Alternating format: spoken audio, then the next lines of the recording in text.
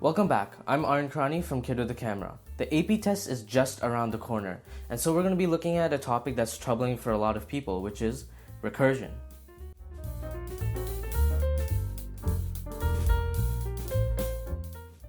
Recursion questions usually come up on the AP test in the multiple choice section, where they give you a recursive method and they give you an input for that recursive method, and you have to go through the recursive method to get the output. They can also ask you to write recursive methods, although it's very unlikely. Tracking these recursive methods can get very confusing very fast, which is why we're going to look at some example problems and even write some recursive methods so that you know what these recursive methods do and exactly what to do when you get one of these questions on the test. However, let's first understand what recursion actually is. A quick Google search of the definition yields the repeated application of a recursive procedure or definition. Google is giving us the word that it's defining inside the definition. Very helpful.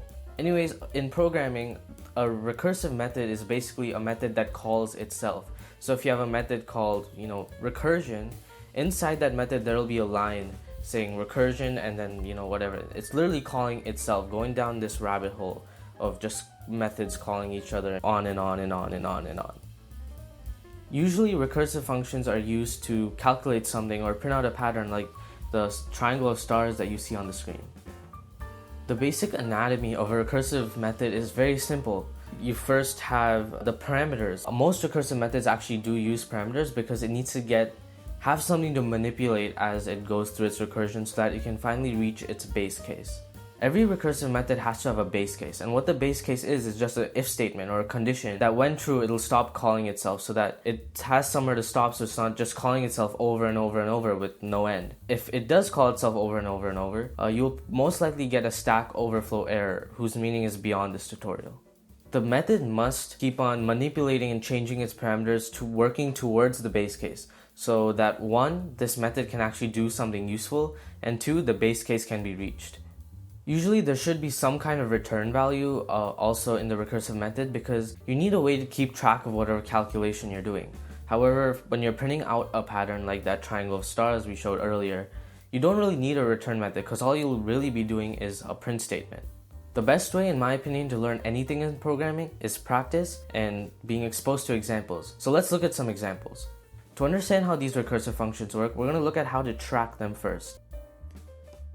Okay, so now let's go ahead and look at some recursion practice problems. These problems are going to be coming from Practice It, which is a great website made by the University of Washington with a bunch of Java problems and all kinds of stuff. So I'll put a link down in the description should you need any more practice. It's a great website, go check it out. Let's learn how to track recursive functions so that when you're in the AP test, you know exactly what to do. So that first, I'm going to show you a method that I like. I'm going to call it the method of the 3 S's. So first we have these 3 S's. So the first is set. We're going to be analyzing the problem. We're going to be seeing, okay, what's the return type? What are the parameters? Where are all the recursive calls? Are we, calculating something, or are we just putting something in the console? Next, we're going to do stack. And what stack is you're going to go through and you're just going to list out what recursive functions you have to solve. Okay, I'm calling this function, I'm calling this function, I'm calling this function. And finally, you're going to solve. So you're going to go up that stack or down that stack depending on which way you stack. You're going to get the output for those, and basically that's when you're building or constructing your output. So let's see these 3 things in action. That is our problem. So the first thing we see is that we're going to set. So we don't have a return type. Oh, that's not a great color to use. We don't have a return type, and we have 1 integer as our parameter. Second, we see that we're only really printing out things, so we're not going to be, calculating something, so we don't have to keep track of that. So here's a 1 print, and here's a second print. And finally, I'm just going to change colors for this. Here is our only recursive call in the whole function. So we've set the function. We know we're just going to be creating a console output. So I'm going to go back to my white pen, and I'm just going to, write somewhere, maybe under this, just output, which is where we're going to just write down our output. And the first thing we're going to do is take one of the problems. Let me figure out what that is real quick. We're going to go to mystery 1 of 16 because I think that's a good problem to learn recursion from. So we're going to call mystery 1 on 16. So I'm just going to write mystery 1. And I really encourage you have paper and pencil and do this with me, so that it kind of gets in your head. So right now what we're doing is the stack part of our process. So we have mystery 116, and then we're just going to go through the function. So if n is less than or equal to 1, here right now 16 is our parameter, our integer n, and is not less than or equal to 1, so we're just going to skip that. We're going to go to else, and we'll go inside the else, and we see we'll do mystery 1 n divided by 2. What's 16 divided by 2? 8. So now I'm just going to write a little indented, but I'm going to write mystery 1 8, and that's our second recursive call. Okay, now we're going to go back to the top, because when you're doing recursion, each time you call another method, you go back up to the top just like you're starting this method, fresh. So if n is less than or equal to 1, it's not. 8 is not less than or equal to 1. We go down to the else, and you again call mystery 1 n divided by 2. So we have mystery 1 of 4, which is 8 divided by 2. Then we go back up to the top. If n is less than or equal to 1, we don't have to do that. We're going to go back to the else, and again, it's mystery 1 n divided by 2. We're just going to call mystery 1 n divided by 2. Now, why am I not going to that print statement below it? It's because right when we get to that mystery 1 n divided by 2, the computer adds that function to something called the stack. And that stack is basically what function or method is it currently running. And each time you call that mystery 1 n divided by 2, it's adding it to the stack, and now it has to finish running that function or that method before it can go back and finish out those print statements, and you'll see that. So running out of space, I'm just gonna go a little to the side, but let's go back to the top of the function. So if n is less than or equal to 1, 2 is not less than or equal. So else mystery 1 n divided by 2. So mystery 1 of 1. And now we go back up to the top, but 1 is less than or equal to 1, and when 1 is less than or equal to 1, we just print out n. So right in our output over here, in our output, I'm just going to put a 1 there, because that's what we're printing out. So now we're done with this mystery 1 function, because it doesn't have anything else to run. So what the computer is going to do, it's going to take this off the stack, and I realize this is actually a reverse stack. Mystery 1 with the 1 would be on the top, and mystery 1 with the 16 would be on the bottom. This makes it a little easier to understand that, we're on mystery 1 with parameter 1 right now. But that mystery 1 with the parameter 1 is done. It has nothing else to do. So it goes back up to that mystery 1 with the parameter 2. Now, be careful. Do not go back up to the top of the function. What we did here was we left off right here in this mystery 1 n divided by 2 area, which is where we call that mystery 1, 1. So what we're going to do next is we're going to run this line, system.out.print, comma, n. So we're going to do comma, and then 2, which is that comma plus n. And then we're done with that mystery 1 divided by 2. So let me just put a red marking across the ones we're done with. So we're done with mystery 1, 2. And now once again, we're going to go back here, which is where mystery 1 with parameter 4 called mystery 1, 2, and we're going to continue that function. You just keep on continuing it. So you have to remember where you left off in that certain function in the stack. So we're going to, again, do comma n, so comma 4. You can see where this is going. We're just going to end up printing, so we're done with this. Then we're going to end up printing, comma 8, because mystery 1, 8 left off right there at mystery 1 n divided by 2. Comma 8, run that print function. We have nothing else to run. Take it off the stack. This function's done. And we're going to finally end up with system.out.print, comma 16. And that's it. This is your output, right? It's really very simple how you just keep on going up the stack until, you finish off the function. And there we finished our solve. So just to recap, whenever you have a recursive function, I found there's a parameter, there's no return value, we're just printing stuff. So I have that output. Now every time you call a recursive function, remember where you call that, because once you go all the way down and are coming back up that stack, you just have to leave off where you called the next function and run the rest of the code, right? Because what the computer's like, I never finished mystery 1 8 with parameter 8 or mystery 1 with parameter 4. I have to finish that off, and then only can I go up the stack. And another way we could have done this, actually, maybe it's a little better for you who seeing a little literal stack, is we could have done this. We could have put mystery 116 at the bottom. And then we call mystery 18, so we add that to the stack. We add mystery 14 to the stack. And then add 2 to the stack. We add 1 to the stack. And every time it finishes off these functions, it'll just, slide it off the stack, slide it off the stack, slide it off the stack. And when do we finish these functions? It's when we run this print statement, because after that, there's really nothing else to run. There's nothing else down here, so you're done with that function. Okay, let's go on to the next one. Okay, so here's our next example, which is public void mystery 3.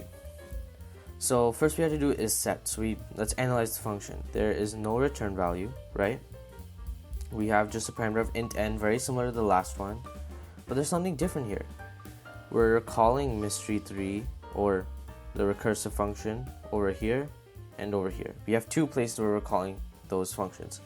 Let's just call this line A, and let's call this, or call A and call B, which is where we're calling those functions. You'll see why we're calling those later. And the last thing I see is we're just going to print out to a console. So I'm just going to put my output over here. Okay. Let me zoom out so you have space. Okay, so for this problem, we were calling mystery 3 on 4. So I'm just going to put mystery 3 of 4. Whoop. Of 4.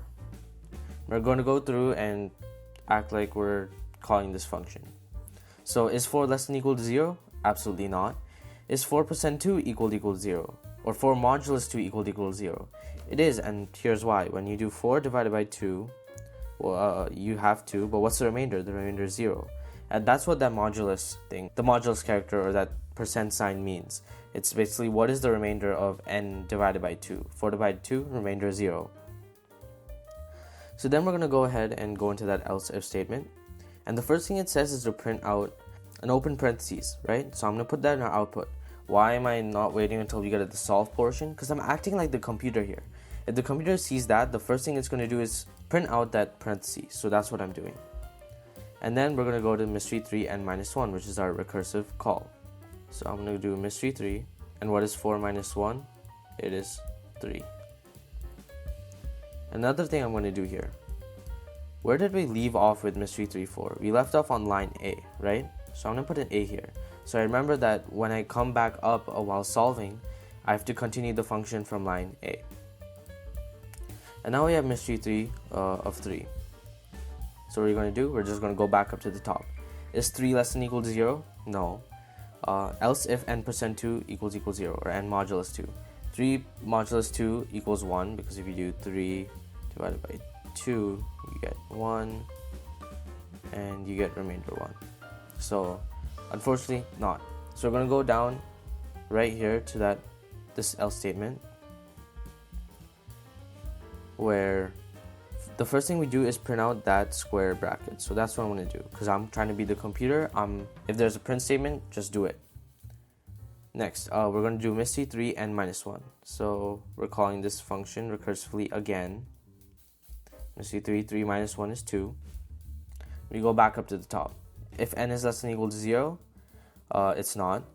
Else if n modulus 2 equals 0, 2 divided by 2 is 1, remainder 0. So we're going to go into that else if. System.out.print open parentheses. So I'm going to put that open parentheses. Oh, and I forgot again. I'm going to put a B here. Because where did we leave off with this mystery 3 parameter 3? Right over here. This is where we left off. So I'm going to put a B there. Mystery 3 of 2.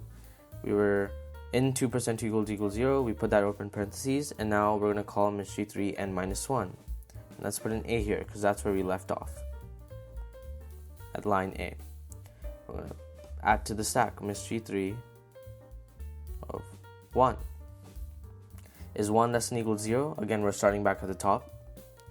Is 1 less than or equal to 0? No. Else if 1 modulus 2 equals 0, 1 modulus 2 is actually 1, and this is why. When you do 1 divided by 2, you get 0, so minus 0, remainder 1. That's why. We're going to go down to that third else right here. And first thing we do, print out a bracket. I might actually run a space there. I'll figure that out later.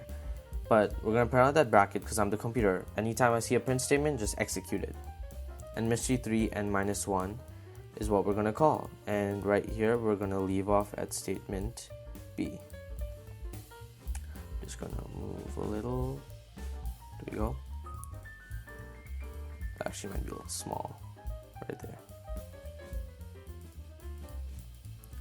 And we're going to call mystery 3 n minus 1, which in this case is 0. And now we finally get to our base case, which is that if n is less than equal to 0.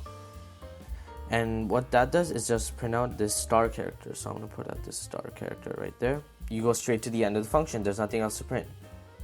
Guess what happens when you go straight to the end of the function? Take it off the stack. And now this is why this B is so helpful, because we're like, okay, where did we leave off with this mystery 3 of 1? You know, let's take it off the stack. The computer's like, oh, I have to finish all these other things. Let's start with mystery 3 parameter 1. That's the next in the stack. What does it say here? System.out.print square bracket right there. So that's exactly what we're going to do. We're going to print out a square bracket. And you go straight to the bottom. There's nothing else to do. Take it off the stack. We're done with that. Next, mystery 2 left off at A. So we go to line A. What's right after line A? That parentheses. System.out.print parentheses. We're going to put a parentheses there. And we go straight to the end of the function. Nothing else to run. Take it off the stack.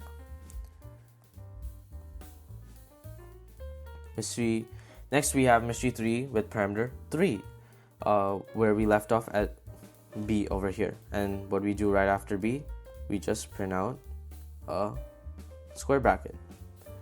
Take that off the stack because we're done with that. Finally, we have mystery 3 parameter 4. We left off at line A. What do we do right after that? Open parentheses. So, and finally, we take that off the stack. Program's done, and you have your output.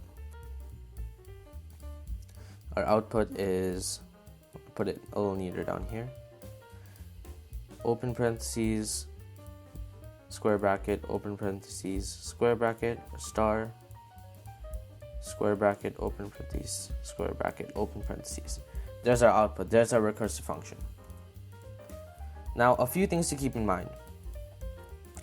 When you're doing the set, if you need a little more guidance, just look for your base case. Here, the base case is actually n is less than or equal to 0. Let me zoom in.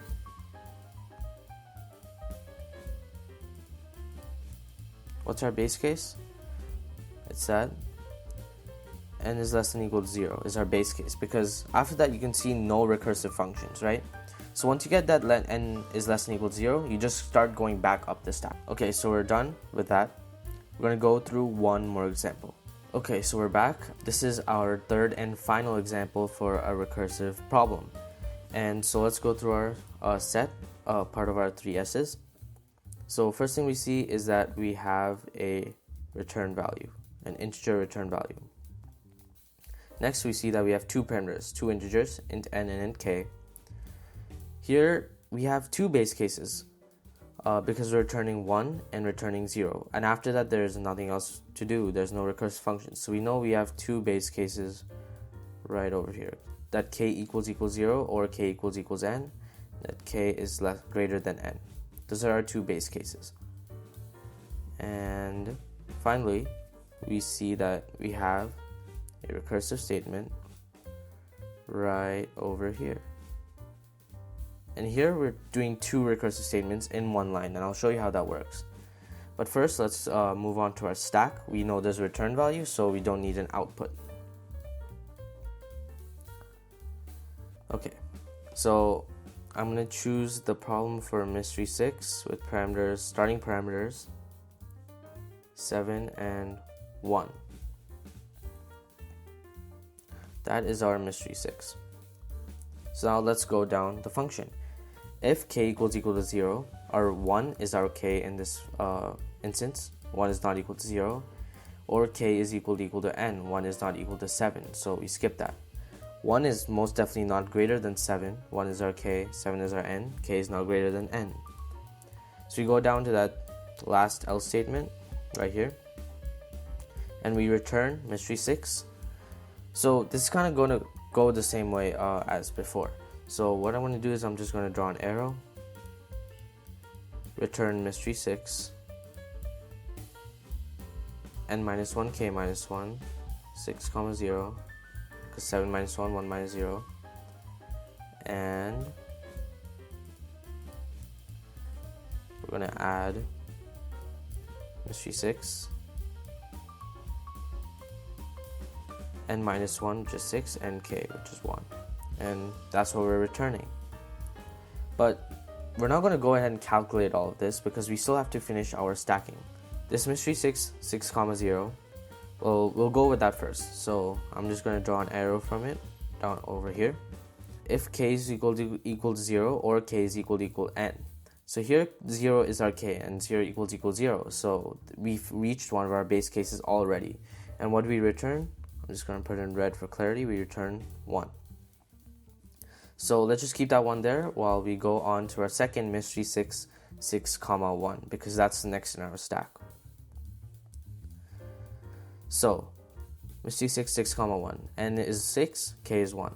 If k is equal to 0, 1 is not equal to 0, or k is equal to n. So 1 is not equal to 6, so we go down to the second one. Else if k is greater than n, 1 is not greater than 6. And so we go down to the last else, and once again we are returning that recursive statement. So return mystery 6, 6, n minus 1, k minus 1, 6 minus 1, 5, 1 minus 1, 0, plus mystery 6, n minus 1, k. So n minus 1 in this statement is 4, k is 1. Sorry, n minus 1 is not 4.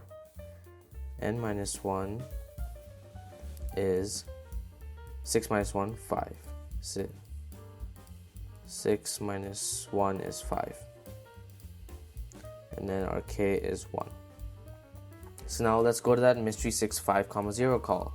Once again, our k is equal to 0. On the first line, we reach our base case. So we're just going to go ahead and draw an arrow and say we're going to return the integer 1.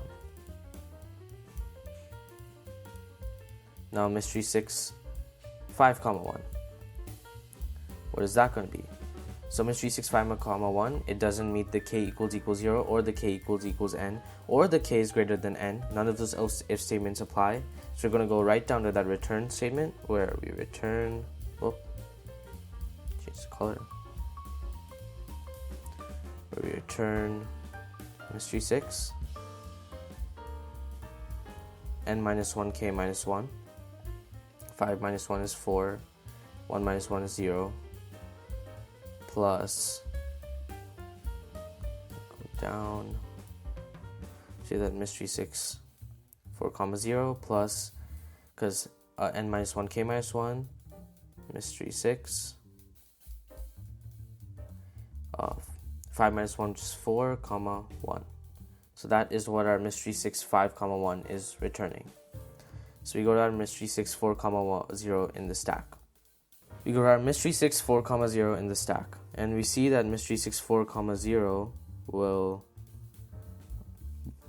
be one of our base cases, which is k equals 0. So we can just say we're going to return 1. Now we go on to our mystery 6, 4 comma 1. So now I'm going to show this on a different part of the screen because it's getting very large. Or actually I can move it to the side over here. Mystery 6, 4 comma 1. We know that for 1 is not equal to 0, 1 is not equal to 4, and 1 is not greater than 4. So we're going to go down to that return statement, and we return mystery 6, n minus 1 is 3, k minus 1 is 0, plus mystery 6, n minus 1, comma k, which is 3 comma 1. And now we go farther down this tree that we're making. This mystery 6 3 comma 0. At this point, we know that k is equal to 0, and we'll simply just return 1. And our mystery 6 3 comma 1 will simply go all the way down to that last else statement where we return, because 1 is not equal to 0, 1 is not equal to 3, 1 is not greater than 3. Here we go. Mystery 6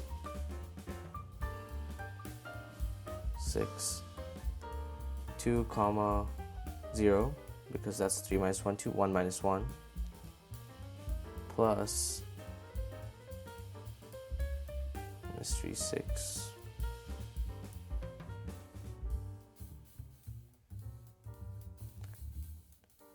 3 minus 1 is 2, and then 1. And by now we would know that this returns 1.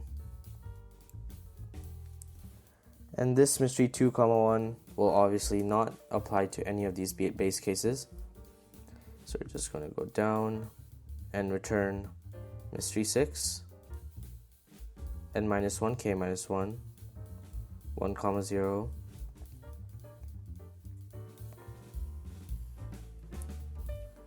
plus that n minus 1 k. So mystery 6 1 comma 1. And this is the part where you get a little excited, because you've reached the base case for both recursive functions, where this recursive function is returning 1 because k equals 0. And what else is returning 1? The second mystery 6 right over here, because it satisfies the condition that k equals n, or 1 equals 1. So we're going to say this also returns 1. So we finished the stacking, because we've gone all the way down through all these recursive functions just to show you this is how big that tree is. And now we just have to go all the way up the stack so that we can finally get that output. Now, since there are no println statements here, we can just go up and calculate all these call plus call, or mystery 6 plus mystery 6 we've had. So I'm going to actually write this in blue. So we see that these two statements these two right here will be 1 plus 1, which will be 2, and that is being returned by mystery 6 is returning these two functions. So mystery 6 has a return value of 2, and this mystery 6 3 comma 1 has the return value of mystery 6 2 comma 0, mystery 6 2 plus mystery 6 2 comma 1, and that's going to be mystery 6 of 3. So that returns 3. 2 plus 1 is 3. You can see this one returns these two added together, and that's 4. Move up, where this one returns these two added together, which is 5. This one returns these two added together, which is 6, and so on till we get to the end, the final one, where mystery 6 7 comma 1 returns 6 plus 1, which is 7, and your final value is 7. I know that took a long time, but it's worth it because you get to know how returning functions work, and most of the time it's going to be like this. You're not going to essentially print out anything afterwards or anything like that you have to take care of. But I will say that with calls like these, mystery 6 6 comma 0 and 5 comma 0 and 4 comma 0 and 3 comma 0, we got very lucky that these weren't like mystery 6 3 comma 1, that we again had to go down the tree for that too. So these can get very complicated very quickly, and that's exactly why we have computers do something like this for us. So I hope you learned something about tracking recursive statements. I'm not going to do the coding recursive functions in this video, because I don't think that's going to show up on the AP test, and I think this is more important. So hope you learned something, hope you could track this with me, and let's go to the outro. Hey guys, thanks a lot for watching the video. If you liked the video, remember to obliterate that subscribe button and smash the like button if you liked the video. Always, you can comment down below with any suggestions for future videos or feedback to improve my videos. Thanks so much. This is Aryan Karani from Kid with a Camera, signing out.